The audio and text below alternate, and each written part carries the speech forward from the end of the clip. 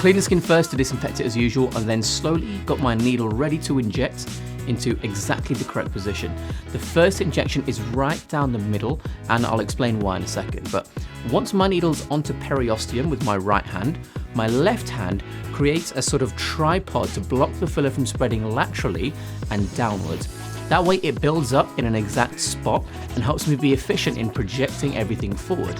If I didn't do this, I'd have injected and there'd have been very little actual projection forward because the filler could have gone either side instead of directly forward.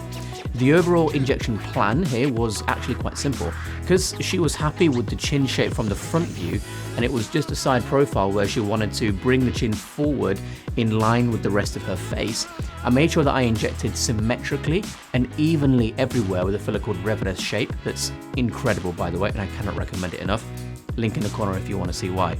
This injection plan was 6 symmetrical injection points of around 0.1 mil each in a grid pattern, with each injection being at periosteum depth. That makes sure that every part of the chin that we wanted to bring forward was done so by the same amount, and that the shape of the chin from the front view would stay the same. Those 6 injection points left me with about 0.4 mil in the syringe unused. I then used this remainder to round off the lower edge of the chin where it transitioned from chin into neck. I actually used a cannula for this, but unfortunately the camera positioning was really bad, so you can't see too much. I'll show you the part of it that you can see, but I promise I'll do a full video where I show you how to do it with a cannula clearly in the future. The important thing to understand here is that even though this technique I used gave this great result, the same technique in you or someone else might give a terrible result.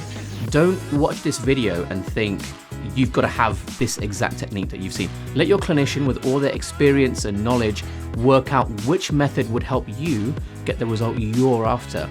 Now, I did the jawline definition too in this case, and if you want to see me inject that, you can click right here.